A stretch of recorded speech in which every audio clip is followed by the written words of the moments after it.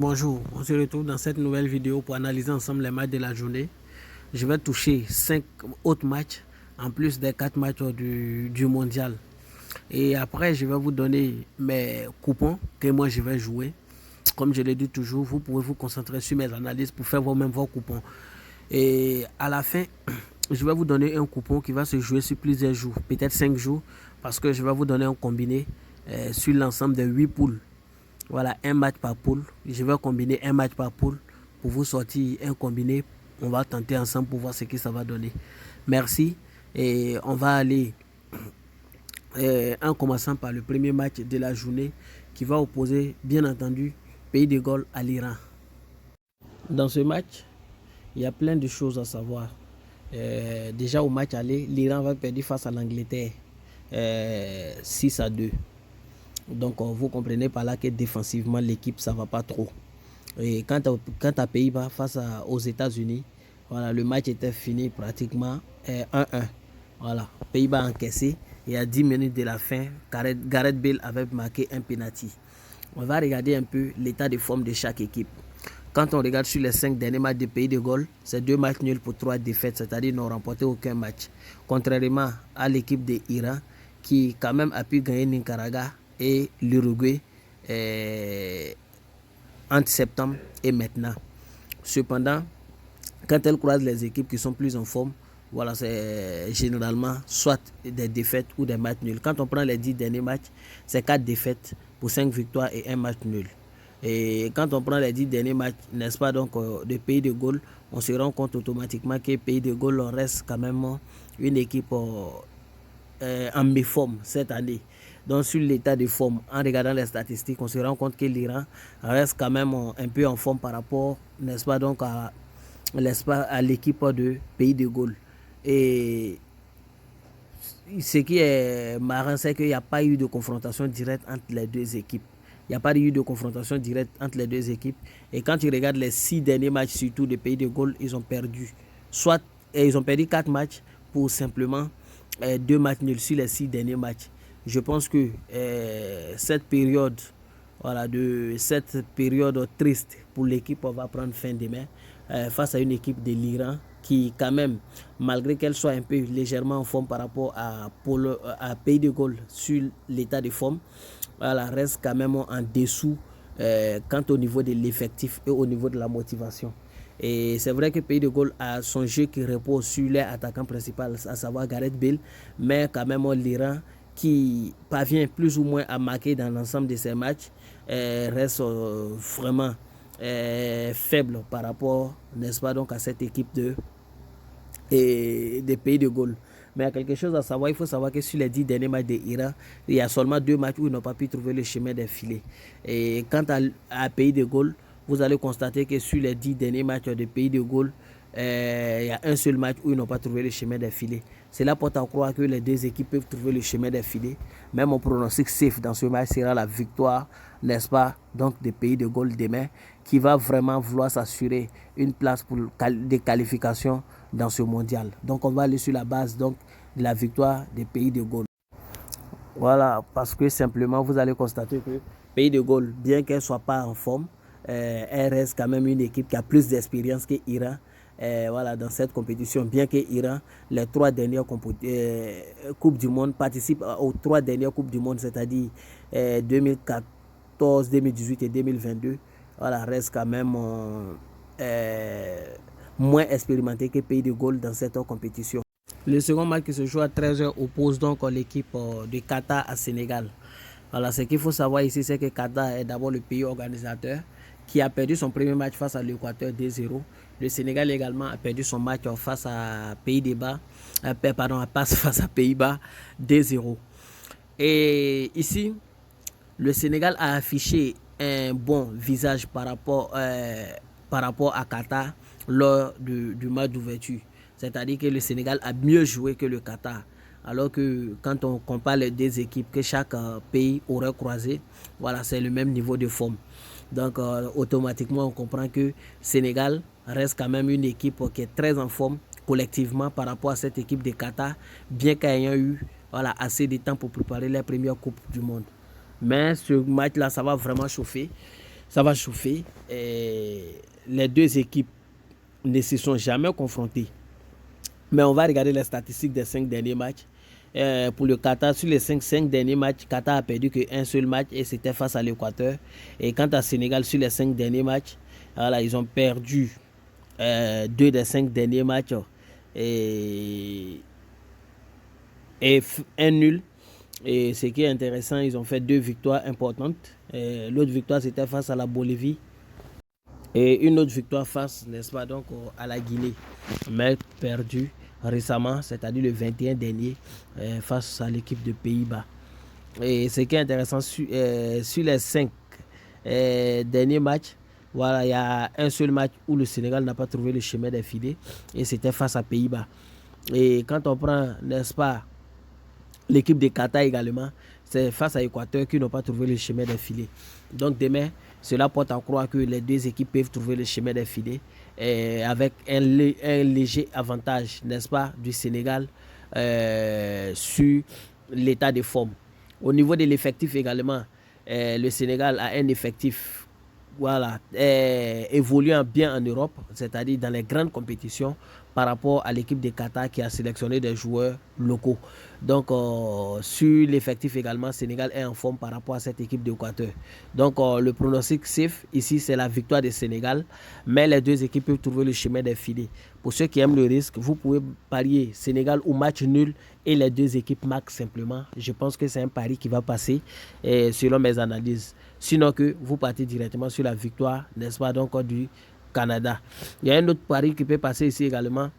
Pour ceux qui font des paris combinés, je donne ces éléments pour que vous en tenez compte. C'est les touches. Dans ce match-là, il peut y avoir plus de 40,5 touches, plus de 42,5 touches. Ça peut passer facilement. Vous regardez la cote et vous jouez ça. Ça peut passer très facilement. Mais notons que le Sénégal va gagner le match. Comme je l'ai dit tantôt, vous pouvez partir pour ceux qui font des paris individuels sur la victoire, n'est-ce pas, donc du Sénégal. Le troisième match de la journée va opposer Pays-Bas à Équateur. Ce match sera un match très chaud. Comme je le disais tantôt, c'est à 16h. Les deux équipes ont gagné 2-0, 2-0 respectivement au match aller. Donc au niveau de la motivation, aucune équipe n'est motivée par rapport à une autre. Mais on va regarder au niveau de l'état de forme, en regardant simplement les 5 derniers matchs de chaque équipe. Le Pays-Bas a remporté 4 de ses 5 derniers matchs pour un match nul face à Pologne. Et Équateur a remporté 2 de ses 5 derniers matchs face à Qatar et Cap-Vert et a fait 3 nuls respectivement où ils n'ont pas trouvé le chemin des filets et n'ont pas encaissé. Et il y a eu des confrontations directes entre les deux équipes en 2014 et respectivement en 2006. Les deux équipes s'étaient neutralisées en 2014 1-1 en match amical et Pays-Bas avait gagné l'Équateur 1-0, n'est-ce pas, en match amical également en 2006. Aujourd'hui, quand on regarde l'état de forme de chaque équipe, on se rend compte qu'au niveau de la forme, les deux équipes ont le même niveau de forme au vu du premier match de chaque équipe. Voilà, l'Équateur, c'est vrai que l'Équateur a joué avec une équipe qui reste quand même mitigée par rapport à Sénégal. Le Qatar qui n'est pas trop en forme comme Sénégal. Et Pays-Bas qui a croisé une équipe qui était hyper en forme, hyper excitée. À ce niveau, on va donner un léger avantage sur la forme à Pays-Bas par rapport donc à l'équipe de l'Équateur. Autrement dit, au niveau de l'effectif également, voilà, les Pays-Bas a un effectif plus solide, plus collectif que cette équipe d'Équateur. C'est vrai que l'Équateur a cherché à se construire ces dernières années. Ils sont à leur 3e participation d'une Coupe du Monde, je pense. Mais quand même, avec cet effectif-là, reste quand même très, très, très faible par rapport à l'équipe de Pays-Bas quand on regarde l'effectif, bien sûr. Du coup, à ce niveau, au niveau de la forme, au niveau de l'effectif, Pays-Bas a un léger avantage par rapport à l'Équateur.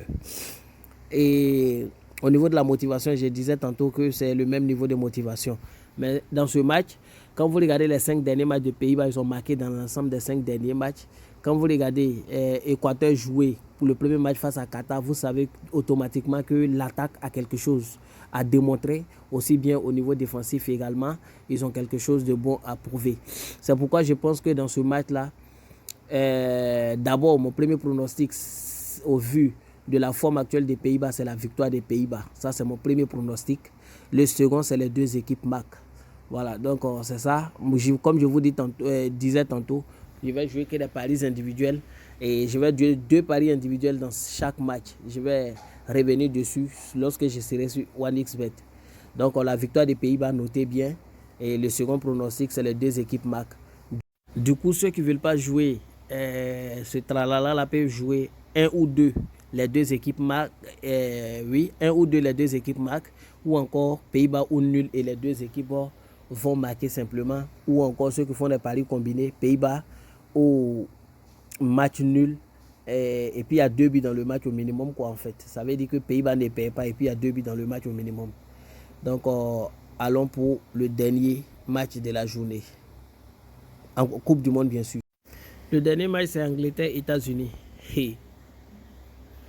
Ici, vous avez vu lors du premier match, Angleterre, si vous connaissez l'équipe de Manchester City, c'est que vous connaissez Angleterre. Il y avait du quoi par là. C'est une équipe vraiment avec un effectif pas possible. Le banc de touche de l'Angleterre même fait une équipe actuelle dans ce mondial. Le banc de touche même est en forme que plusieurs équipes que vous croyez favoris même actuellement. Donc au niveau de l'effectif entre les États-Unis et l'Angleterre, déjà c'est le jour et la nuit. L'Angleterre a un effectif pas possible. Au niveau de l'état de forme aussi, comme vous savez déjà, l'Angleterre avait gagné 6-2 à l'aller. Les États-Unis avaient fait 1-1 face à Pays de Galles. Au niveau de l'état de forme, on va regarder simplement les têtes à tête. Vous allez constater quelque chose. On va prendre les 10 derniers matchs de l'Angleterre. C'est 4 victoires pour 3 nuls, 3 défaites. On va prendre les 10 derniers matchs des États-Unis. C'est 2 défaites pour 5 matchs nuls et 3 victoires. Cependant, on va regarder chaque équipe, chaque adversaire de chaque équipe. On va constater simplement que l'Angleterre a croisé de grosses têtes par rapport, n'est-ce pas, donc à l'équipe de Pays de Galles. Et ce qu'il faut savoir encore, c'est que l'Angleterre est dans une forme pas possible actuellement et avait déjà atteint les 8e de finale en 2018. L'année dernière, ils ont joué la finale, n'est-ce pas, donc de l'Euro. Je pense que ici, au niveau de la forme, au niveau de l'effectif, l'Angleterre reste quand même supérieure, bien qu'ayant perdu quelques matchs importants par rapport aux États-Unis. Et demain, cette équipe voudra carrément prendre son billet pour le second tour de ce tournoi. C'est pourquoi je pense qu'ils vont profiter de leur force, ils vont profiter de leur effectif pour battre sans état d'âme l'équipe des États-Unis. Et je les vois marquer au moins 2 buts dans ce match-là. Au moins une équipe marque 2 buts comme premier pronostic. Et second pronostic, la victoire de l'Angleterre simplement. Donc voici un peu ce qui est de la Coupe du Monde. On va retourner analyser les 5 petits matchs rapidement. Là-bas, je ne vais pas faire trop de commentaires et je vais vous donner mes différents coupons pour la journée. À 13h, il y a un match amical entre, n'est-ce pas, Leipzig et Radomiak, qui est une équipe polonaise. Voilà, ce match, c'est un match vraiment intéressant. C'est vrai que les 2 équipes ne se sont pas confrontées directement. Et Leipzig avait mal commencé l'année, mais quand on regarde les derniers matchs de cette équipe de Leipzig, on se rend compte que c'est une équipe qui s'est réveillée au dernier moment, gagnant même de très grandes équipes. Quand vous regardez les 10 derniers matchs, ils n'ont perdu aucun match par rapport à cette équipe de Randoniak qui a perdu plusieurs matchs. C'est pourquoi je pense que dans ce match-là, au niveau de la forme, aussi bien que de l'effectif, bien que quelques joueurs de Leipzig soient actuellement en compétition internationale, reste quand même supérieur par rapport à cette équipe polonaise. Ils vont battre, ils vont gagner et on va aller sur la base de la victoire de Leipzig.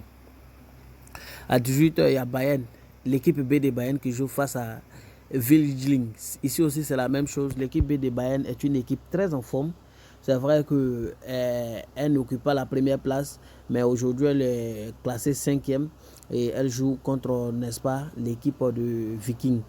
Et ce qu'il faut savoir, c'est que c'est une équipe qui a 2 matchs en moins. Et malgré ce retard de 2 matchs, occupe une très bonne place. Et au niveau de l'état de forme, vous allez voir que actuellement, ils ont joué 4 matchs. Et sur les 4 matchs, ils ont pris 7 points. Vilgling a joué 5 matchs, ils ont pris 8 points. Donc on ne peut pas conclure que Vilgling soit en forme par rapport donc à cette équipe. Mais on peut regarder un autre élément ici. Quand vous regardez Bayern à domicile, c'est quand même 2 victoires pour un match nul et 2 défaites. Alors que Vigeling à l'extérieur joue mal, c'est 3 défaites pour un nul et 1 victoire.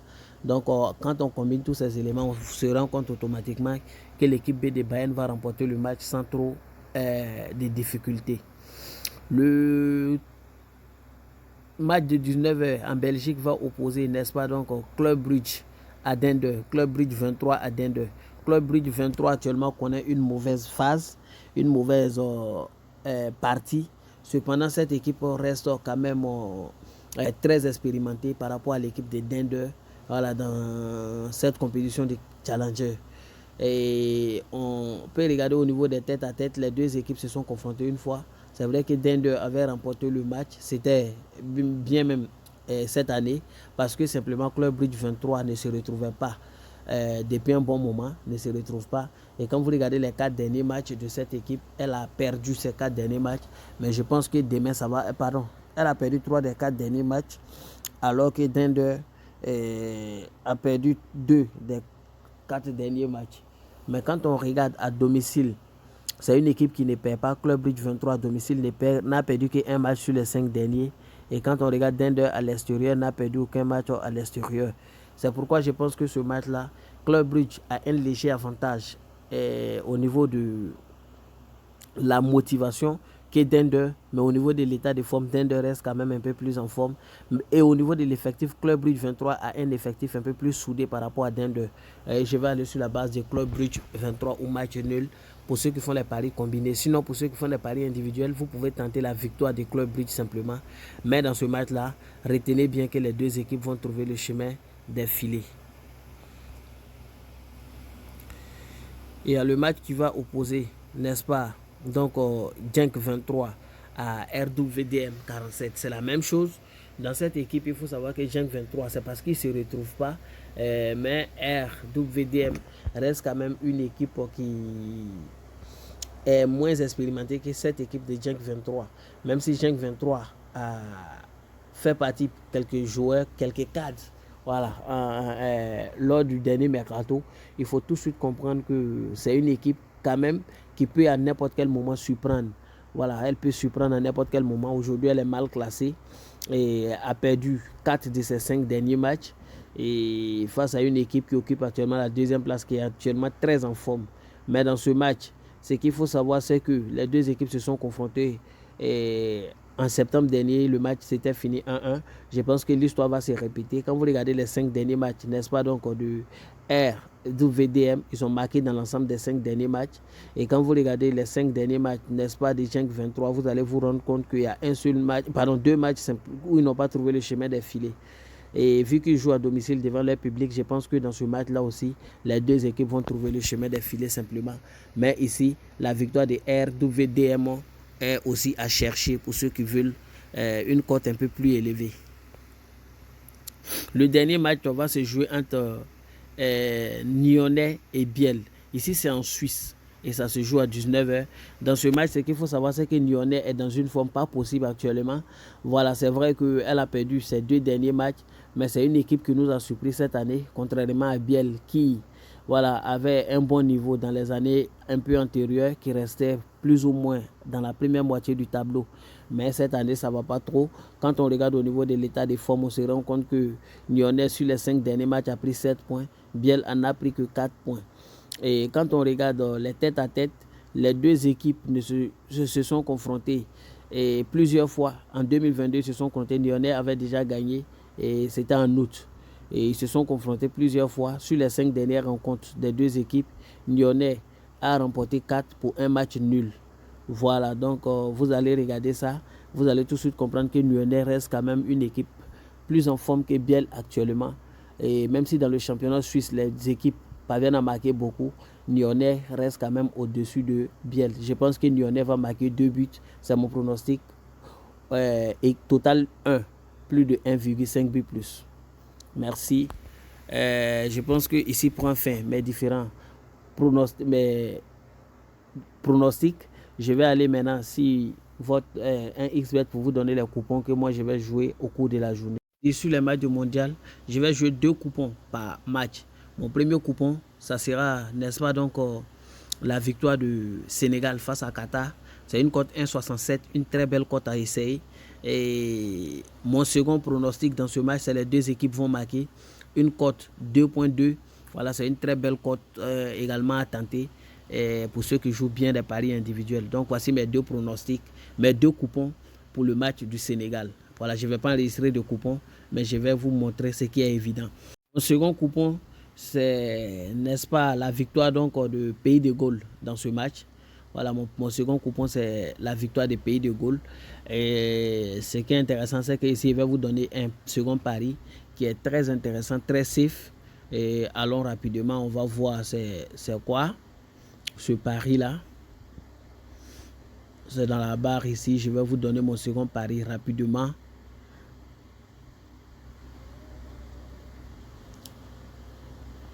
Voilà, voici mon second pari dans ce match. C'est, n'est-ce pas, plus de 40,5 touches dans le match.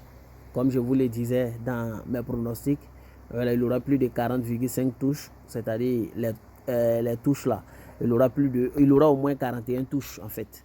Voilà, dans le match, c'est mon second pronostic, une cote 1,60. C'est une très belle cote aussi à essayer. Ici aussi, je vais jouer deux paris individuels. Et le premier pari individuel, c'est les deux équipes vont marquer, une belle cote 1,92.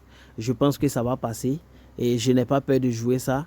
Et voilà, comme je l'ai dit, je n'ai pas peur de jouer ça. Je pense que ça va passer et je ne doute même pas. J'ai une très grande confiance dessus. Une confiance allant jusqu'à 95% que les deux équipes vont marquer. Le second, c'est simplement le nombre de tirs.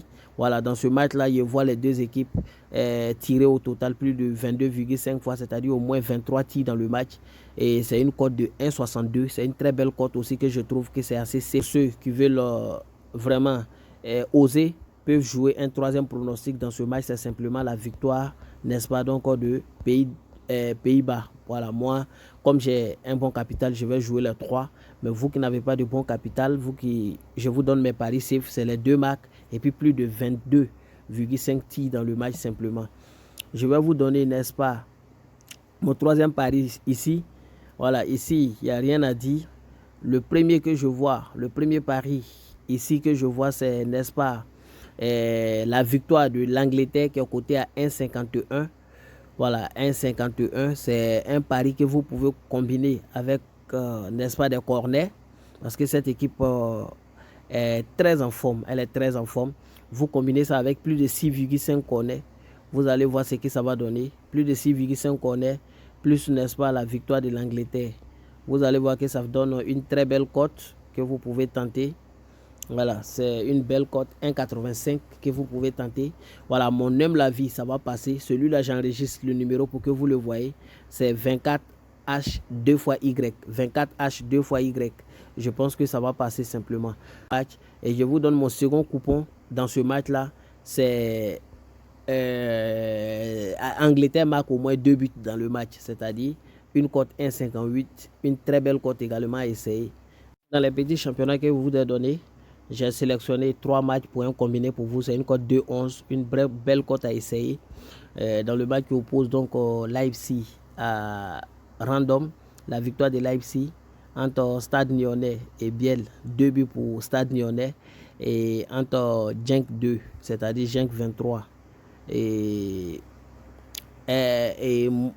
Molenbeek, vous allez simplement prendre plus de 2 buts dans le match simplement. Donc voici un peu. C'est une cote 2. Voici le numéro du coupon pour vous.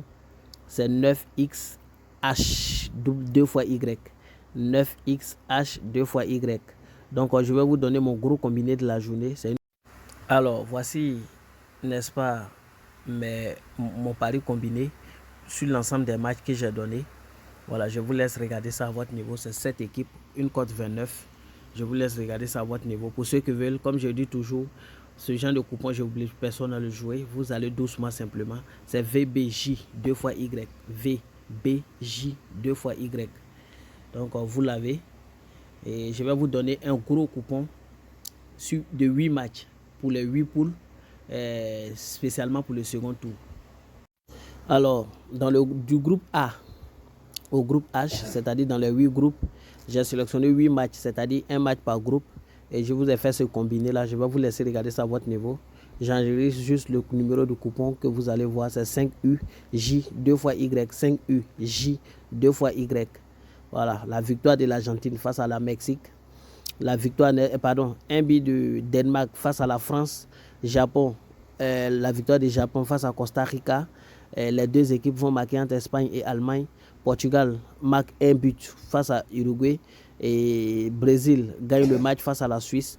Et Croatie, Canada, n'est-ce pas, Croatie marque plus de un but. Et puis Tunisie, Australie, le match ne finira pas nul, c'est-à-dire 1 ou 2.